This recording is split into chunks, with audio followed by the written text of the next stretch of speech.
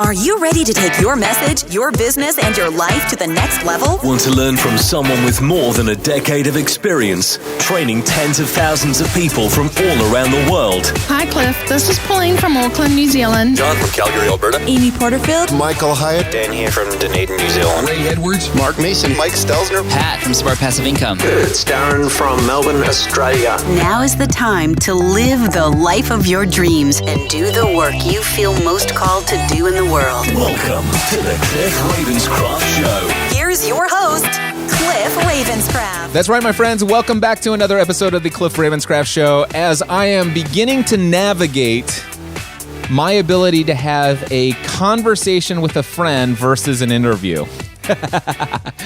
And as I shared last week, I've determined that interviews just aren't my thing. Unless maybe it's somebody that is a massively well-known person that we all know, like, and trust, and to hear their origin stories, that'd be incredible. But I thought, I'm mostly a solo-hosted format show, and I want to make sure that I maintain my commitment to myself to bring a lot of solo-hosted content to the Cliff Ravenscraft Show for you.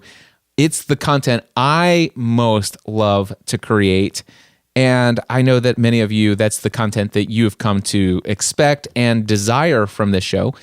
At the same time, I still want to know, is it possible for me to create content that's not an interview with some of my friends? And some of my favorite content over the years has been conversations with my friends Mark Mason, Ray Edwards, where I'm not here to introduce those guys to you, but just to have a conversation with those guys. And every now and then, it does make sense for me to have somebody to not interview, but actually to co-host an episode of the show with. And today I am bringing somebody from the PM group of the Next Level Mastermind, Jake Lang, onto the show. Jake, how are you, my friend? Hey, Cliff, how are you? I have never been better. It gets better every single day. Now, I have not told you the topic of the conversation that we're going to have today, but I am super excited about something that my wife and my child are doing that I think that you will be able to give some unique insight and perspective on. Hey, I'm excited about it. Excited for the new format. So one of the things that so first of all, let me talk about my son. He's 17 years old. He has a very strong desire to create and start his own business. Of all of my three children, he's the one who's most interested in doing something along the lines of what I've done over the years, which is to go out and create a business doing the work you most love to do. And he has zero interest in going to college. I mean, he's an incredibly intelligent, smart young man. Quite frankly, he takes math courses that would make my head spin, and he gets A's in them. He's like AP, whatever all of those math courses are. He could go on and get a science and technology engineering degree at any college that he wants. But for whatever reason, and not because I'm trying to talk him out of it, that doesn't seem to be a desire of his. He wants to actually get out of, he's currently pushing carts and checking people out at the local grocery store and occasionally bagging groceries at Kroger. And he knows that he doesn't want to do that beyond December because the cold, as they would say in Game of Thrones, winter is coming. And he's like, Dad, I worked there during the winter last year. It was cold, and I don't want to do that again. And it's not that I'm afraid to work, but I just know from watching you, there's got to be something I could do. And he says, Dad, I want to work in your business. I will work for free. I know that you tried it with Megan and things didn't work out for whatever reasons, but I will tell you, I will work for you for free until you're convinced that I can do this. So Jake, that's what's been going on is I have a son who has a desire to do his own thing. And I don't want him to literally start my business. I want him to find what he would love to do, but he's got to start with something, right? Mm-hmm. So what have your been experiences with starting businesses? Because I know you have a past of this. I do, yeah. I've tried to start a couple of niche sites until I finally found one that worked and got the ball rolling. But I've probably started, I don't even know if you know this, but I've probably started 5 or 6 niche sites in my past. A couple of websites, a couple of blogs, and then Amazon FBA, which I think what we talked about in the past. I know your son's kind of looking towards that, which I think is a great idea for him. I know Stephanie has talked to me about it, and I've reached out to them, said, any help they need, I'm here. Yeah. So the first thing that comes to my mind is like, man, if I was 17 years old and wanted to start my own business, it's like, if I was serious about it, I would just go grab myself a 5-gallon bucket with some window solution and a squeegee, and I'd go walking around town and say, can I wash your windows and make some money, right? It's like, there's so many opportunities. But the thing is my son is a very technical person.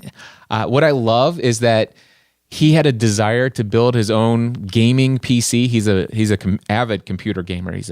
He is probably one of the top people in the state of Kentucky when it comes to Dota 2. He's got countless hours built into that game. But anyway, when he wanted to build his own gaming PC, he had no experience. He's always been a Windows iMac guy because he's always had my hand-me-down iMacs. And what I love is that when he desired to build his own gaming PC, he didn't say, "Hey, Dad, will you help me build this gaming PC?" He says, "Dad, I'm saving up my money from the work and birthday parties and all this other stuff. All my money that I have, I'm saving up pieces for my own gaming PC." And the thing is he has friends that are into gaming who have built their own gaming PCs, and so they helped him with what pieces does he need to order. And he went in and he did research, and he did what I did when I was a teenager. Of course, my dad didn't have the technical wherewithal to teach me how to do it, but instead of asking me and relying on me, he relied on his friends, his resources, and he did his research. And lo and behold, I come into his room one day. And he's like, "Dad, will you help me with this one piece? I want to make sure that this gets done right." And it was wiring up the power block. But he had already set the motherboard. He had already set the RAM. He had already installed the processor. He installed all of this stuff on his own. I just helped him wire the power adapter to the system, and he's got a Windows gaming PC. I think probably one of the main reasons he didn't come to me to do this was because he knows how much I hate Windows. It's like, listen, I don't want anything to do with Windows. He goes, "But Dad, I want a Windows gaming machine." So knowing that he has this technical proclivity, he's great with math, he's great with science, he's great with technology, and he quite frankly, I think has the ability to pick it up much in the same ways that I did, maybe even better. And it's like, why not allow him to start an online business? Mm-hmm. I mean, it sounds like he's got all the technical knowledge there, and there's so many resources out there. If he's a go-getter, which it sounds like he is, I mean, he's gonna have no problem. Just go out, do the research, and that's what we did. That's where we started. Yeah. Do you know this about me? Did you know that? I don't think I've ever shared this before in this podcast or any other podcast. But years ago, do you remember when eBay first started? Oh, yeah. Like, this is way, way back in the day.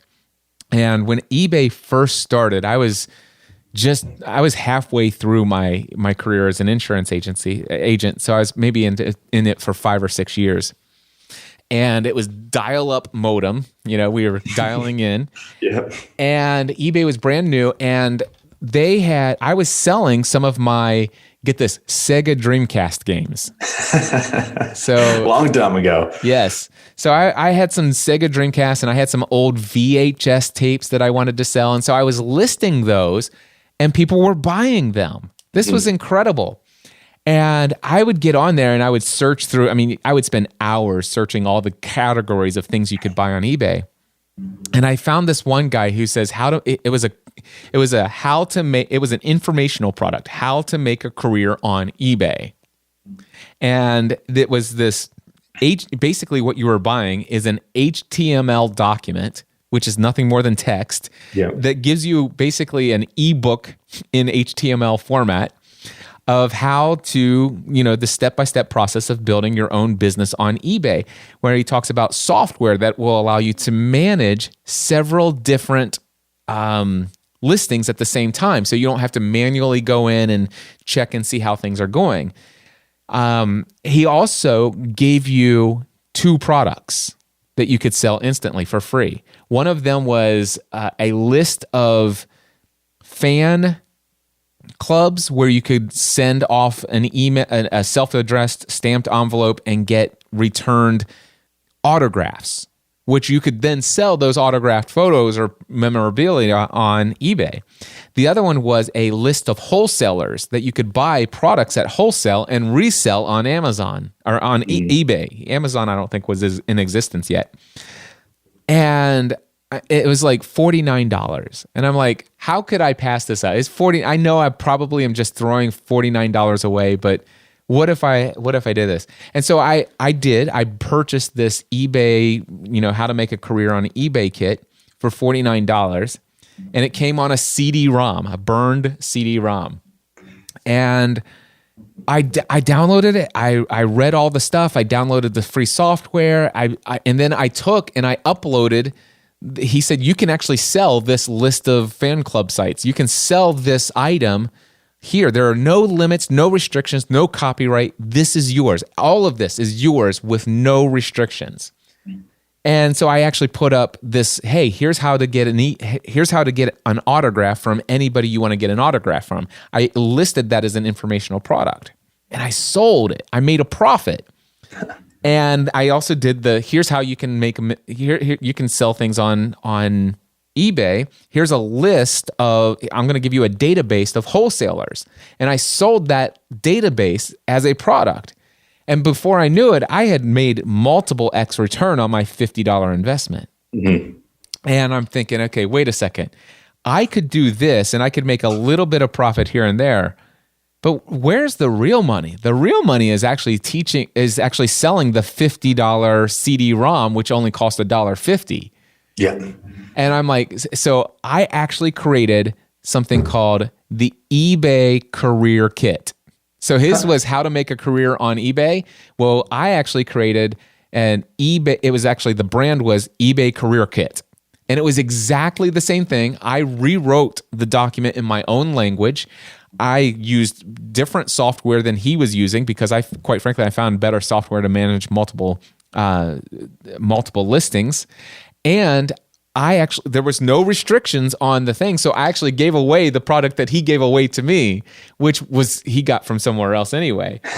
And so I packaged this, created my own sales copy, my own listing, and I was selling 20 to 50 CD-ROMs at $50 a piece every single week. That's pretty good. This is not bad for a first business. And the thing is I'm like, man, I wonder if I could do this. I wonder if I could leave my day job as doing this. Because I mean, it was, quite frankly, I was making as much money on the side, a couple hours a week, as I was in my career as an insurance agent. Yeah, then you're hooked. That's how it starts. You get that first sale, and then you can't leave. Yep. Now the thing is, though, is this is the early days of the internet. All right. This is before even the first .com bust. All right. So we were in the .com boom, the first one, and nobody's busted yet. But the reality is like this internet business, this online business, there's no track record here. Mm-hmm. And so I got to the place where I said, you know what, this is actually a distraction for me. This idea of pursuing and because what if eBay shuts down? And if eBay shuts down, right, all of my income is gone. What do I do then? This is probably just a fad. This is probably just a fluke. This doesn't seem responsible. And it's a distraction from what I should be overdoing here. And so eventually I shut that down. By the way, I still have an account on eBay. And I still have, when I log into ebay.com, because I use the same account to go buy stuff, my all of those ratings and reviews, the rankings, yeah, I still have all of those. And I still have all of those written reviews of people who wrote reviews about how awesome my eBay. There are people today who are eBay top sellers. These are people making hundreds of thousands and more per year as a career as a result of my $50 CD-ROM that I sold them.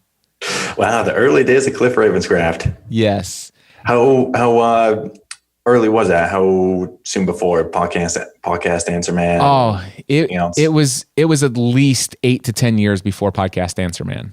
Yeah. Yeah. Wow. So the thing is there was just no way that I could have seen myself pursuing this. So I shut it all down and just went on to focus on my insurance career because I felt like that was the responsible thing to do. But the thing is that I was like, why have I not taught my son how to do this? And that's what we're kind of investigating, this kind of wholesale and retail arbitrage. Mm-hmm. I love the idea. I think it's a great idea. So what was your first niche stuff? I mean, you've had some businesses. What are some of the things that you've pursued online? Yeah. So Before you get into the one that's really taken off that you're doing today. I think the first one I ever started, which turned out to be a terrible idea, was selling mailing addresses online. I, through college, had this resource where I could look up anybody's address, and I think I get their name and their address. And I was trying to sell direct mail leads to people that did direct mail advertising. That was the first website that I ever set up. Before I realized I had to do some market research before just starting a business. And it turns out that there was a million free resources that people could already get these addresses from. And it turns out that no small businesses in my area had any interest in direct mail advertising because at this point it was all email marketing. So, I mean, I didn't spend too much time on it, didn't waste too much money on it. It's probably $20 per domain to start the website. And then turned out, I did not do my market research. That did not work. So that one was shut down probably after a couple of months of trying. So a couple of months, how much money do you think you spent total overall to try to get that one off? Oh, on that website, it was probably $20 total. I think it was just the domain. And then it was contacting people and being, I have this resource, are you interested in talking to people? And after talking to enough people and enough small businesses, it's like, there's really not a market for this. So I got a question for you. Did you ever make even one sale? No sales. Okay. Not a single dollar. All right, cool. But and the thing is some people would say, well, this is a failure. I should just give up this idea of online business and go back to my day job. That's what most people do. But I happen to know that that's not the rest of the story. So what'd you do next? No, that was actually a pretty great learning experience. I learned a ton from that and learned, first of all, do the market research, talk to people before you try and sell a product, do some validation. You talk about it all the time.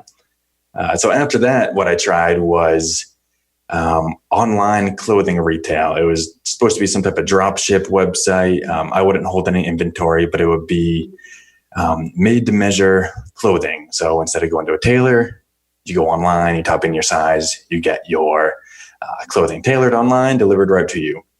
And this was before all those other websites started popping up. I know there's a bunch of the box subscriptions now, and a lot of companies are doing this now where you can just go type in your size online. They have a really easy way to do it online, and you get your made to measure clothing in the mail. So this is before all that. Hey, you got that? It's so funny. I actually have on my phone M Taylor. Yeah, there you go. Yeah. Which I have not signed up for yet, but for whatever reason, I have downloaded this app, and I guess I'm getting ready to start getting serious. I mean, obviously, I had the wrong shape before, and I'm getting closer to the shape that God created me to have, and so now I'm ready to start showing that shape off, and so I've been thinking about starting to get tailored clothes, and it's ready for that nice tailored fit. I'm ready for the tailored fit, and so it's so funny so you tried that. I tried that, and this was, I remember seeing a couple of years later, I think that same website was everywhere. And I was like, wow, that's exactly what I was trying to do. But again, I did not realize how difficult it was. And I knew nothing about the tailor industry. I knew nothing about tailoring clothes or really clothing in general. I don't really even have a good style. I'm not a stylish guy. So I, once again, should have done a little bit more research before I started that. So I started a website, contacted a bunch of retailers, had it set up where people could order if they wanted to, but I just never got it going. And that was, again, a couple of months. And I was like, wow, I know nothing about this industry. People are asking me these questions. I have no clue how to answer them. So that one I took down as well after a couple of months. And same thing, I probably spent another $40, $50 on that one to get a domain, do a little bit of marketing, market research. And I was like, nope, this is not for me. Well, let me ask you this. So you spent $40 and a couple months on this one. The question I have for you is, what if somebody would have responded to your marketing and they would have purchased? How would you have sourced it, and how would you have made money? So I was going through, I think at this time it was either Alibaba or AliExpress. So a manufacturer that I had a relationship with, and I believe they were based in China, and I had worked with them enough where I'd talked with them enough and had a couple of Skype calls with them where we kind of laid out the groundwork where I essentially just needed to send them the sizing, send them this person's address, and they would do all the tailoring and send it to them. It would take a little while. It was probably a 30-day lead time to tailor the clothes, send it, and actually deliver it across the ocean to, my market in the United States. So I had that relationship. If I got a sale, it was all set up to go. But it was just a little too complex for me. And even the manufacturer that I was working with, they were asking me these crazy questions that I knew nothing about, all these different styles of clothing and things that I clearly should have known before I tried to get into the industry. But once again, second website, I just was not thinking and did not do enough research before getting started. So I'm thinking about if I were trying to build that business. So for example, like the whole eBay career kit, personally, I wouldn't have thought to sell this thing unless I was actually it's like, not only am I the president of the Hair Club for Men, I'm also a member. So it's like, I think about the fact that when I sold the eBay career kit, it's because, well, I had already been the customer of how to create a career on eBay. So I'm curious, how many tailored pieces of clothing had you purchased prior to trying to get into that niche? One suit that I purchased at that point. Well, and did you do it for the purpose of getting into that niche, or were you, or what happened there? How did you first come around the idea of getting a tailored suit? For the tailored suit, I just needed it because I was in college and needed it for my job. But the reason I had this idea was because I'm taller and I have really long arms. So whenever I go to the store to buy a dress shirt off the shelf, I can never find a dress shirt that fits my waist and my arms. So I really wanted something that was like, I don't want to go to the tailor, buy this expensive shirt, go get it tailored and do all this stuff in person. I just want to go online, click a couple buttons, send it to me. So that's the idea I was going behind, my own need. But definitely needed more research before getting that started. So you decided to stop that one. What was next? Next is my website that I'm primarily focused on now. And that's a website because I work, I got a job out of college in the insurance industry. I'm a product analyst. So essentially, I just analyze insurance products and launch new insurance products in the United States. And while I was at this company, when I first started, I was pursuing the designation called the CPCU, which is the Charter Property Casualty Underwriter designation. It's a real mouthful. But it's a premier designation in the insurance industry. And I was taking those exams. There's 8 exams to get your designation. I was going through with a lot of the new hires that I started with, and we were all studying together. And we all were saying how awful the study material was. It was really boring, really dry, and it did not prepare you for the exams. So I was already in this mindset of I wanted an online business. I wanted to get something started. And I thought, man, I could write this study material better. So that's what I did. I started writing and selling online courses for these CPCU exams. And so that's what I'm doing now. And that site took off because it was actually something that, I validated before. This time I actually, talked to people and sold the course before I actually wrote the course.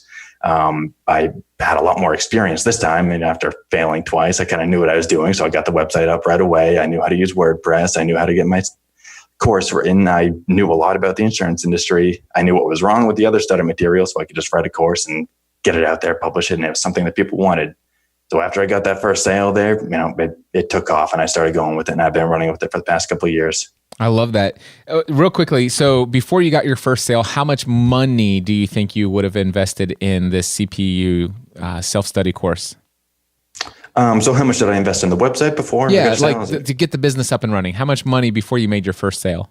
Oh, not much at all. It was WordPress website, domain. I probably paid, I think, $60 for the theme where I could sell courses directly on my website with somebody can log in and access the course. So it's probably, $60 to $100 just for domain, website. And then I would just write in the course myself. And how much of your course did you have before you sold your first one? Or did you write it first and then sell, or did you sell and then write? So kind of both. So I guess I started writing the first couple of chapters and I was like, I had started an email list before that. So I was writing resources and blogs and just building some traffic to my site. I had a free download. People could download the practice exam. So I was getting people to my site that way on my email list. And I'd started writing just a couple of chapters of a course and I was releasing them and saying, hey, this is coming soon. I'm going to write the full course. If you want it, you can buy it now. And I got a couple sales there. Great. And that validated the idea. It was a couple $100 right there. I was like, all right, I'm writing the whole course. And then I kept writing them from there. Nice. I love it. And today, that right there is a business that is putting you on a path towards full-time self-employment, right? It is, yeah. That's my money driver right now. That's the one that's going to get me out of the day job, out of the insurance industry to work in the insurance industry on my website. There you go. I love it. So now the thing is I happen to know your story as well. You also had some other things that you were doing right around the same time you were launching this. Is that correct? That's correct. Yeah. So what are some of the other failed attempts? So the other failed attempt, the big one that I came to the Next Level Mastermind group with, and I think it was my first hot seat that I brought, and we shut it down right away, was an Amazon FBA product. And my issue is I started this one after my CPCU website, so I already had a successful business going that needed to be scaled. But I get bored so easily, so I moved on to another business, and I was trying to manage two at once. So I started Amazon FBA product, where I was selling, I forget if I showed you or not, but have you ever seen those inflatable tubes, like big inflatable couches? You hold the mouth open, and you run with it, and it inflates with air. You roll it up, and it's kind of like a big inflatable couch. Yeah. You ever seen those? So that was the product that I went with. So I learned a lot about the Amazon FBA process, and I learned everything I needed to do to get them manufactured and sold online. It was just a hot product at the time, and I did a lot of research. There's this research you can do on Amazon. It's kind of like SEO for Amazon. You're looking at search volume, at sales volume, and ranking volume. And I saw a little niche area there where I could kind of get in, and if I manufactured it a little bit better than everybody else, better quality, better size, better materials, I could probably find a little niche on Amazon. So that's what I went for. That was my product, but it just didn't work out. There was a lot going on at the time, and what didn't work out? Like what had you tried that hadn't worked out? So I tried getting it in right away before the Christmas season. It takes a while to get it manufactured. You got to manufacture it. So I manufactured overseas. Once again, I worked with a supplier in China. Got my specifications. We talked about what materials I wanted and got it all set up. And then I had to ship it to me. That takes a couple of weeks to get it, just a sample product where I could test it and make sure everything's okay, just how I wanted it. Did you do all that? I did all that, yeah. So you had a sample product and you did all the things. And let me just say, before you shut it all down, how much money had you invested? Because there's not just the website, but all this product research and stuff. This one's probably a couple $1,000s that I invested because of inventory. So couple thousand, is that like 2,000? Is it like 10, 15,000? I want to say it was 6,000 total. All right. So about $6,000. Mm-hmm. Now, would you say that, is it safe to say that $6,000 came from the money that you were able to spend as a result of the CPCU online course business that was profitable?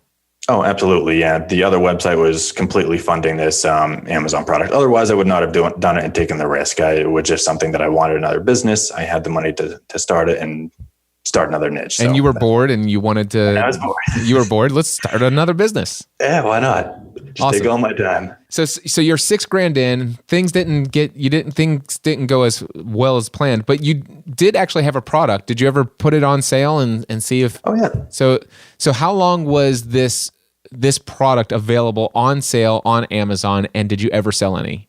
Oh yeah, I sold 500 units actually. I sold my entire inventory. The problem was the profit margin wasn't there. Okay. So how much did you make any profit at all? In the end, I did not, because I ended up selling the final units really on sale. I think I was selling them 50% off just to get them out of there and just to recoup some of my investment. So at the end of the day, business was not profitable, but at one time during the Christmas months around the holiday season, it was profitable for about a 2-month period of time. And this is something that maybe if you decided to focus a lot more time, effort, and energy, and you didn't decide to get out of it, is it something that if it was a sole focus of yours for a little bit longer and could have been, do you think that you could have turned that product into a profitable venture for you? Absolutely. Yeah, I think so. I mean, I do plan, we've talked about this in the future. I'd love to go back to Amazon, get a product going after I get my other website up to speed and fully scale that one. I'm definitely going back to Amazon, doing another FBA product. I would not go with the same product. It's, I don't know. I guess I learned a lot about this particular product because it's a little finicky. I mean, they rip easily. It's tough for people to inflate. So I would definitely go with a much more simple product. I mean, you see things on Amazon like bookshelves and CD cases, things like that are just sell like crazy. Yeah. I would go with something much more simple. I think that's a big thing that I would actually recommend to your son is, keep it simple, especially if you're a first product. Don't spend too much money and don't look at it as something too complex, because it's all about the reviews on Amazon. A couple of them break, you get a couple bad reviews, that really hurts. Yeah. Well, I think for my son, one of the things that we're going to try is not necessarily creating a product that doesn't exist, but one that already exists that we can, he can use and just basically become an additional option for the sale of that item. Mm-hmm. So more along the lines of either buying a product at wholesale from China and then selling it online, where maybe there are 3 or 4 other retailers that sell it. But I know that with Amazon FBA, you can actually be put on, depending on what your price is compared to the other ones and all the other stuff, there's ways that you get put into rotation. So when somebody searches that, when they land on that product page, what Amazon will do is rotate between the top sellers for that product, and at random, you will be one of the search results. Your buying it through you will be the search result that people get when they actually land on that product page. And so, for example, I could become an official salesperson for high LPR 40s, for example. Mm-hmm. There are probably 10 different sellers on Amazon, I've learned. And as long as those other people meet a certain criteria and the pricing's about the same, then there's ways to figure out how often I would show up as the landing page. Like when people click the buy now button, that sale actually goes through me a certain number of times. Mm-hmm. So I was thinking about something more along that line. I think that's more of the direction that he'll go. But I can think, the idea is to create some kind of crazy product that doesn't exist that fits a need. Like, for example, it's crazy to me, and I probably shouldn't say this, but man, if I was going to create a product, I would create the ultimate dry erase eraser, that like dry erase board eraser. Because have you seen what's out there for dry erase boards? No, but they're terrible. Yeah, are they? They're terrible. And I'm just thinking, it's like the best thing that exists out there is one of those what do you call those, microfiber towels? Yeah. A microfiber towel. And I'm thinking, it's like I might create a dry erase eraser that has the handle of an eraser, but where it's not just this little piece of foam or whatever I don't even know what they call that. But what basically the eraser is a handheld but bundled up bunch of microfiber cloth that you erase the board with, that you can, and here's the thing, that you can go and wash in hot water and then throw it in the cycle of your dryer, and boom, it's back to brand new again. I don't know. I was thinking about creating $1 million idea. I like it. Yeah. We just gave it away. Now everybody's going to do it. I know. Everybody's going to go do it. It's like I'm going to be on Shark Tank. But anyway, I don't know. The other thing that I've got in my mind is I'm not a huge personal fan of Gary Vaynerchuk's content. I don't know why. I know Gary personally, and gosh, I celebrate his success. I think it's just the way that he communicates. It's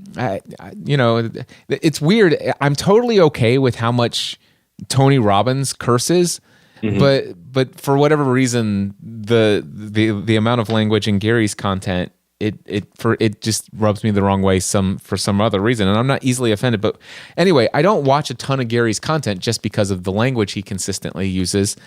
And I think that there's more. I think the fact that he's all hard work, hustle all the time, and that's not how I think about life and business. I think that you can actually have more margin in life and still be extremely financially successful. But I think there's probably a couple of reasons. But I say all of that to say this, Jake, is that have you seen? Do you watch any Gary Vaynerchuk stuff? Not too often. I've seen him, but not too much. Well, I followed him over the years, all the way back to the wine library days, and obviously he's got his VaynerMedia that's very successful, seemingly from what I can tell, very successful. He definitely knows how to get people's attention through social and media creation. I think there's no doubt in my mind that he's extremely successful as a media empire. That I consider Gary to have built a very successful media empire. And one of the things that he's talked about over the years is he's like, listen, young people, if you want to succeed, why don't you just go out and just understand the basics of business? Go buy something at a lower cost and turn around and sell it at a higher cost. Just do that. And if you've got time on your hands, then why don't you go to a couple garage sales and buy people's stuff, the junk they're throwing out, and go onto eBay and sell it. And so one thing that I mean, we've already been talking about this Amazon FBA for Matthew, and Stephanie and Matthew are going to be researching this and working it together. But I just came across the fact that Gary started a brand new series on his YouTube channel called Trash Talk. And it's 3 episodes so far that are online of Trash Talk. And it's literally Gary's like, okay, I'm going to prove to you that this is possible, that you can actually make a couple $1,000s a month doing nothing other than going to yard sales and selling what you bought on eBay. And so he literally has D-Rock, his video crew, go and he's going to all day community-wide yard sales, and he's buying Thomas the Train engines, video games that are used, and Matchbox cars and plush toys and all these things. And the thing is what you have to go in and you have to do a little bit of research and know what's usually out there and what has a good return on investment. So, for example, Hot Wheels are a great commodity. And so he bought like an entire box of hot cars for like $2, right? And then there's like each individual car he's showing you he'll drive down the road and he goes, let me just show you here. So here, let's go see if we can find this Matchbox. This Matchbox, it's not in great condition, but let's go look it up. And so he looks up the description of that exact item on the eBay app. And on the eBay app, you have the ability to actually see what this exact item, has sold for previously. Like within the last couple days, you can see, hey, this thing's selling for $13, $15, $17, $14, $13, $17. He's like, listen, I just bought this entire box for $2. This one car right now, based upon the track record of the last 7 to 30 days, this one car out of this box of $2 that I've spent will sell easily every day for a minimum of $12. So we're going to list that for $12 and it's going to go. And so, but the thing is let's look how many other cars are in here. And so when you do the math, you see that, wow, you're making some significant profit here. And of course, some things are duds and not, whatever. But the question is can you take, let's just say you spend an entire day on a Saturday and in like an 8-hour day, and you spend $150 total on all these different things that you've bought throughout the day. And then you spend the next week listing all that stuff on eBay. And yes, there's time to list it. There's time to do the research of the pricing. You gotta, all of those other things. But when it's all said and done, at the end of that week, when all of those have been sold and you've shipped it off, total profit on your $150 investment plus now we got to think about our time, but still the $150, you've just made $750. Not bad. Not bad. And you know what some people say? They say, well, gosh, you're spending all day there, and then you're spending all day on the computer listing things. You have to go get boxes. You have to write out shipping labels. You have to take it to the post office. Wow. It's like, okay, or I don't know, you could sit in your 40-hour-a-week job that you absolutely despise and walk away with, $500 a week? Yeah. And it's like, so what are you doing with your time? And so I know that my son and my wife are going to definitely be looking into Amazon FBA. But I'm also going to, I've asked my son, and he's going to do it today. He's going to watch all 3 episodes of Trash Talk. And I think before we get into the bigger concepts of buying something from China or going to Walmart and looking at closeout deals where you can buy 20 of this product at like $2 a piece and then selling it on eBay or on Amazon FBA, before we go there, let's see if we can't help him understand this. Let's go out and go to a thrift store, or let's go to a community-wide yard sale and just get the basic understanding of some of this, buying and selling. I think it's a great idea. Keep it simple at first, and just get used to selling online, get a little profit, and that'll get them hooked. Yeah. So anyway, Jake, so what else is going on in your, so I want to jump back to your story for just a moment. So you had this Amazon product, which we admit that you could have taken to the next level, and you could have created some other products and stuff like that. But you said you came to the next level mastermind with, how do I actually scale this up? But you also came to the next level mastermind where, how can I create more businesses? Because that's what you wanted. You wanted to diversify. You want to be this classic entrepreneur who owns lots of businesses. Of course. So you want to make this Amazon business more profitable. You want to spin up additional businesses that don't yet exist, but you have lots of ideas for. But you also want to scale this CPCU course business. Yeah. So why is it that right now the only thing you got going for you is the day job and the CPCU business? What made that decision? Why did you make that decision? Well, the mastermind group helped me make that decision, and it was kind of an obvious one once I started talking about it, and once I started hearing the feedback is, why am I wasting all this time on, or not wasting time, but why am I diversifying my time so much, spreading myself so thin on 3 or 4 different businesses at a time, when I have one incredibly profitable business that is not complete yet and still have to write maybe 4 or 5 more courses. I'm selling 7 right now, but I have an additional 4 or 5 that I could do. I have a email follow-up series that I need to finish. I have new sales pages to write, all this stuff that I need to do. And by the way, you are looking to get engaged and you have a day job. Yes. And so you have a life outside of the day job and this business that still needs so much work to scale.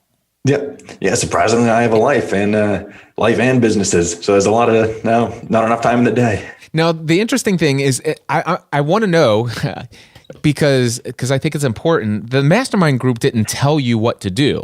We didn't. Right. We nobody in the mastermind group said, I think you really need to shut down all of these other things. We just asked questions that gave you, what is it? It is a blinding case of the obvious. Yes.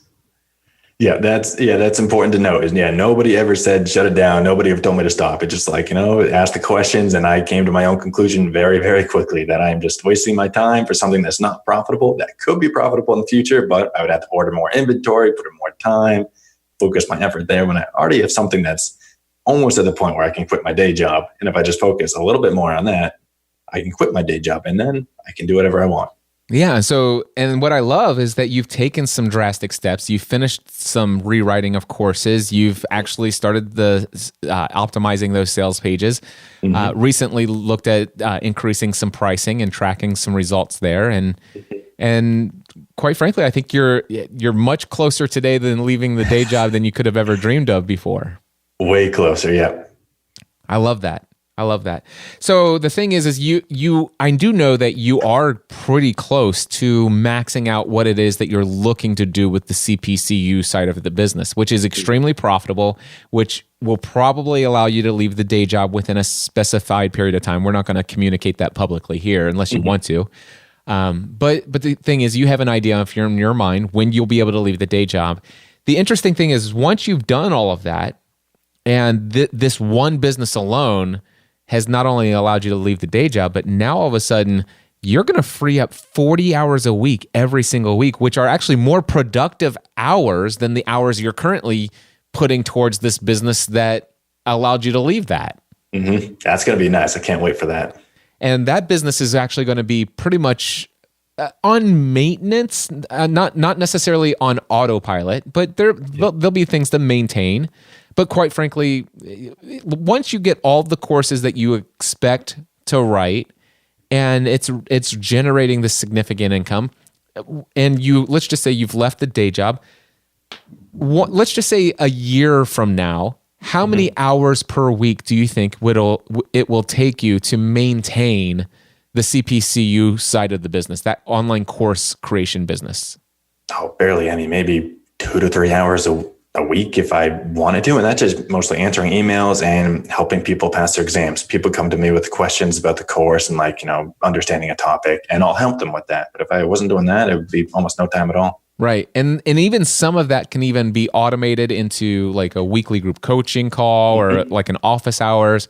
Some of that could be trained to some other people to handle some of those more technical questions. And absolutely. So the reality is even with as much as you want to do, maybe 2 to 3 hours per week.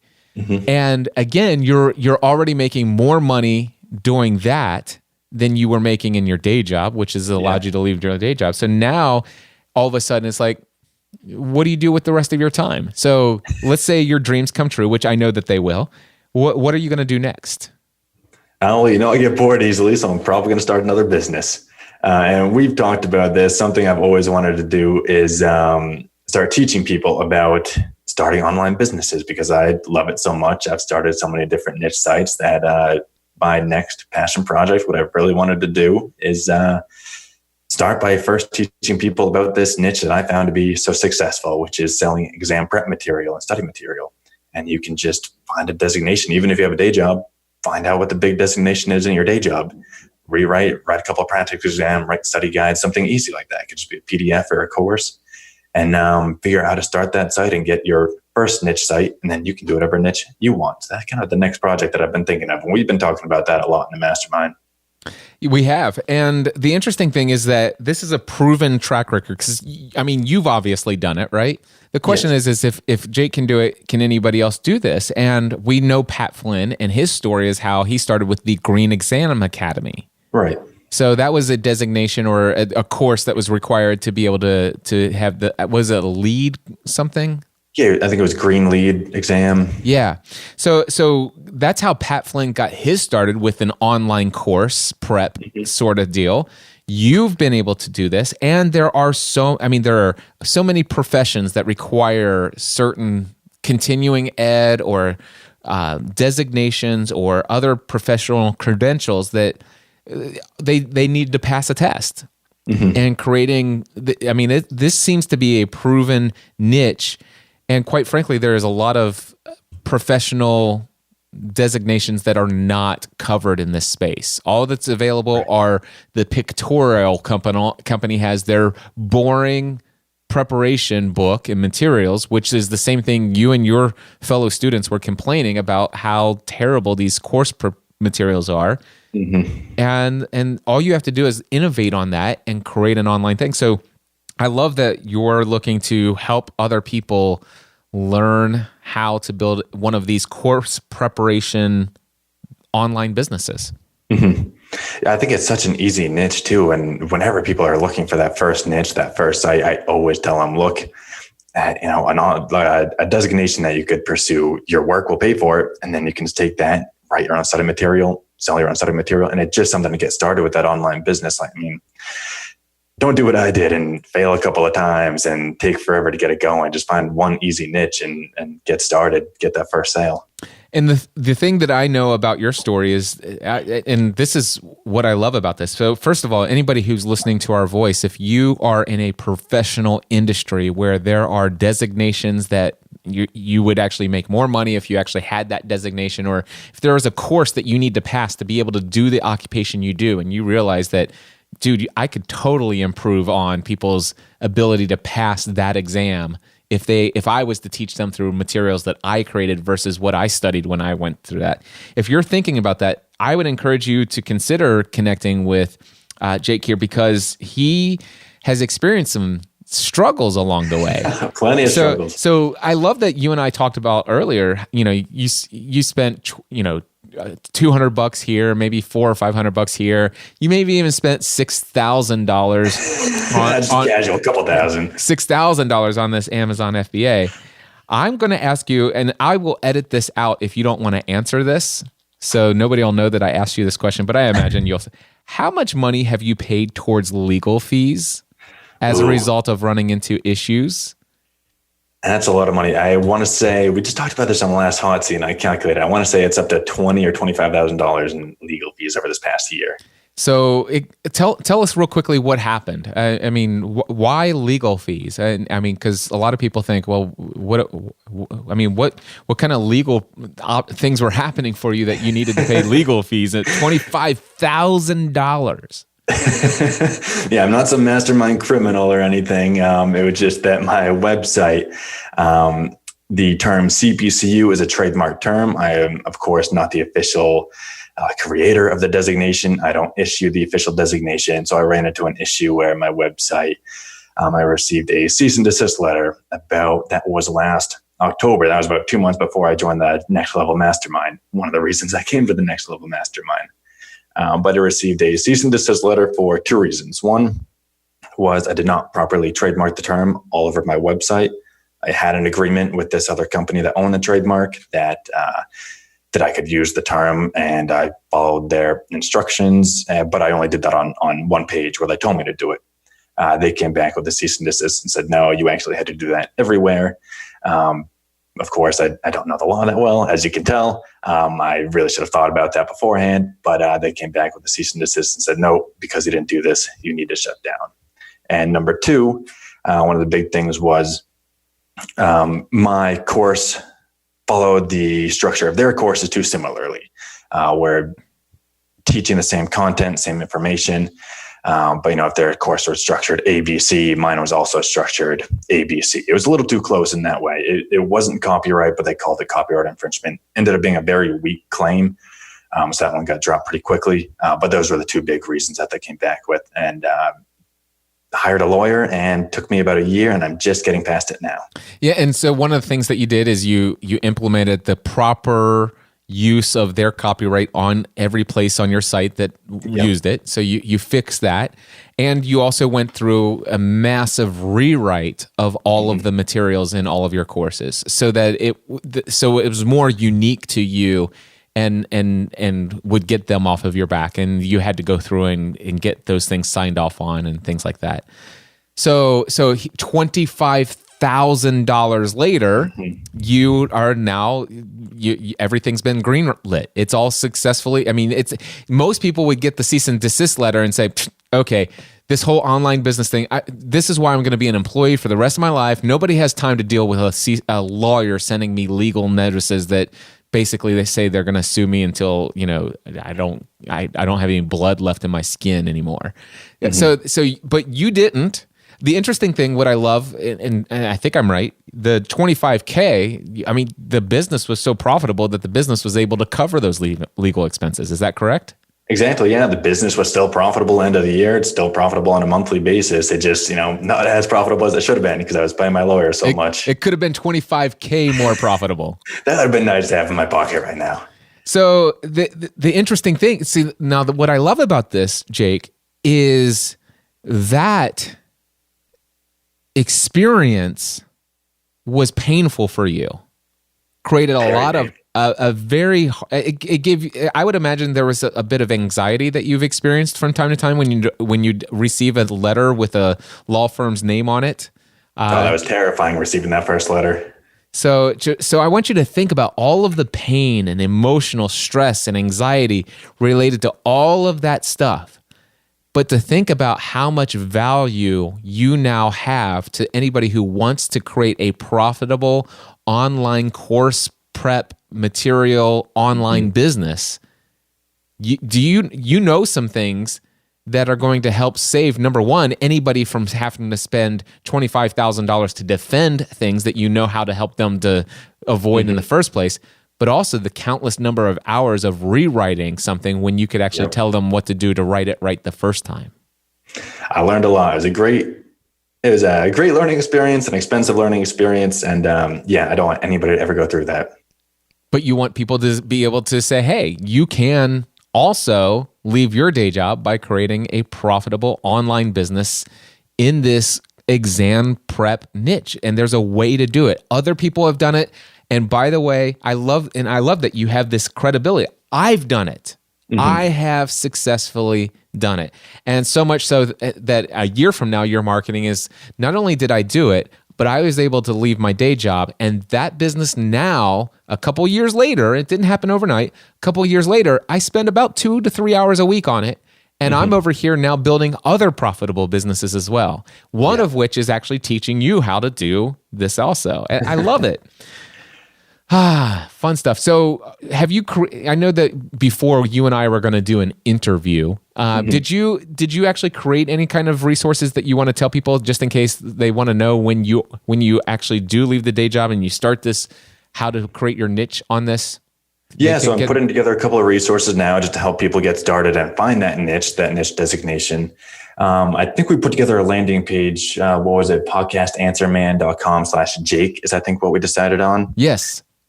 So I'm putting together a couple downloads. You can go there and download it. I think so. What I'm working on now is, first of all, how to find your niche. Wait a second. No.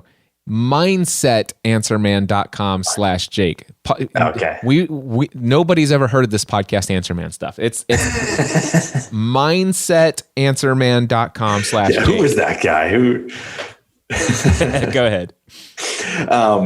So the first one is target around designation certifications, how to find that niche. Because one thing you'll run into is that there might be a certification in your industry, but it could be that nobody's taking it. There might be no search volume. It might not be worth starting a niche site, wasting all this time trying to validate a product. So I'm really going through how I was able to find the proper niche in my industry and the proper designation so you can go in and do it right away. And then a couple other resources around that same sense so you can get started in finding your niche in your industry right away.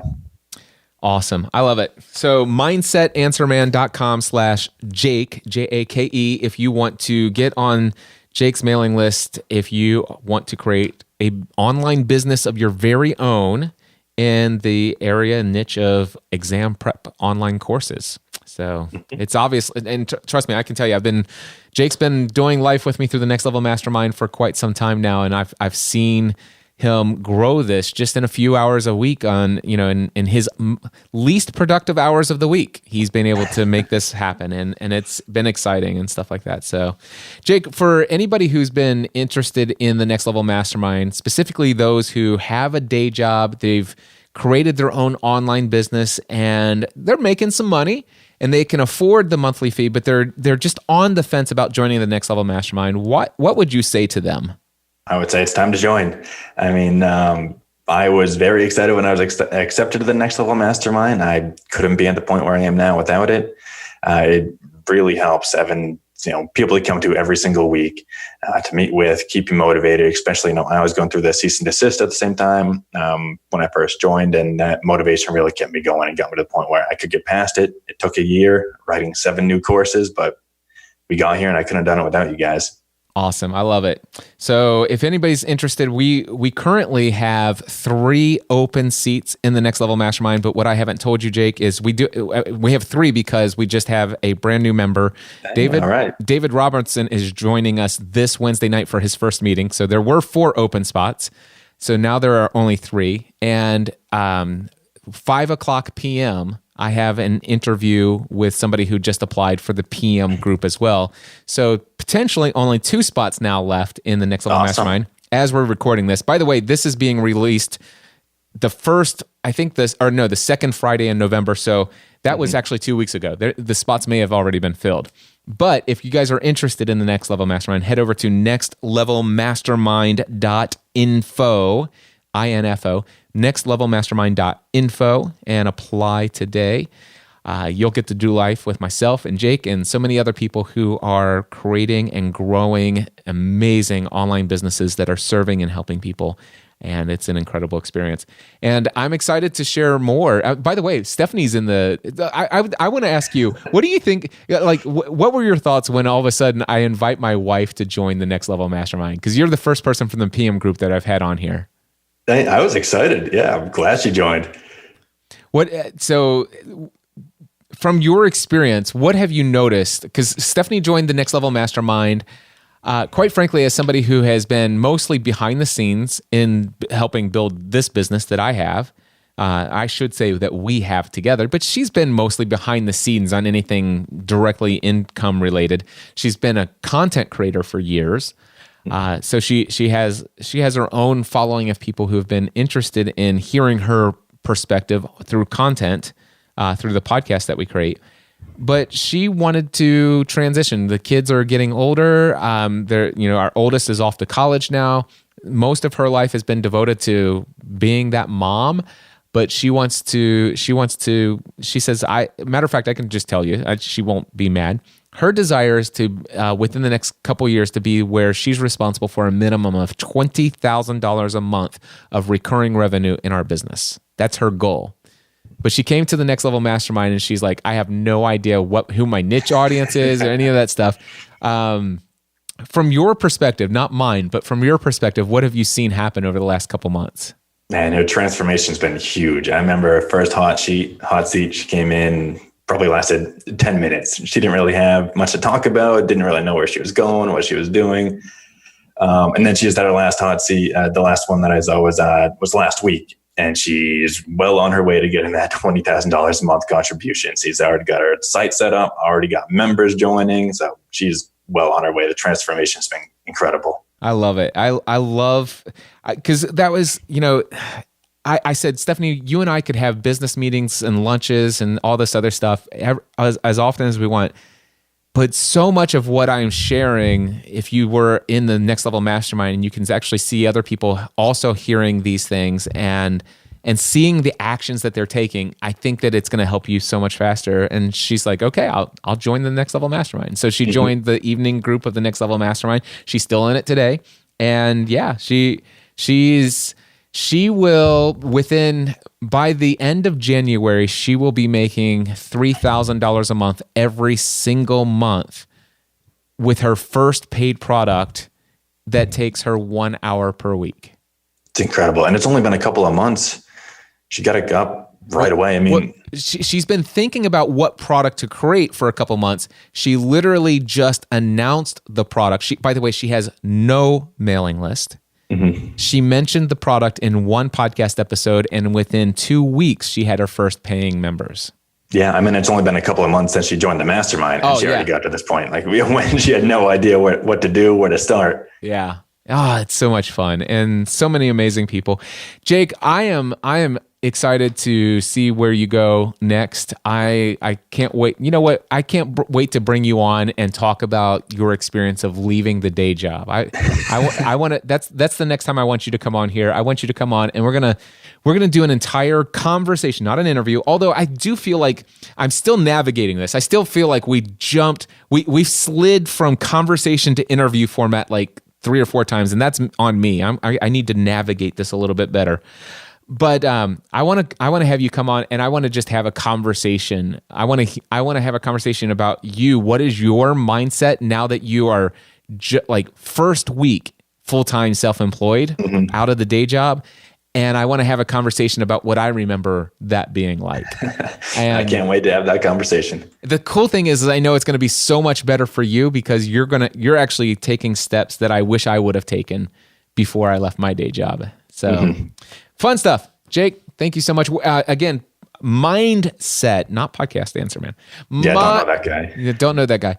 I joke about that. But anyway, mindsetanswerman.com/Jake. Get on his list if you have any interest in building an online prep course software. And Jake, I look forward to seeing you Wednesday night in our next level mastermind PM group. I'm in the hot seat, so I get to talk again. Awesome. We'll see you then. All right, I'll see you, Cliff.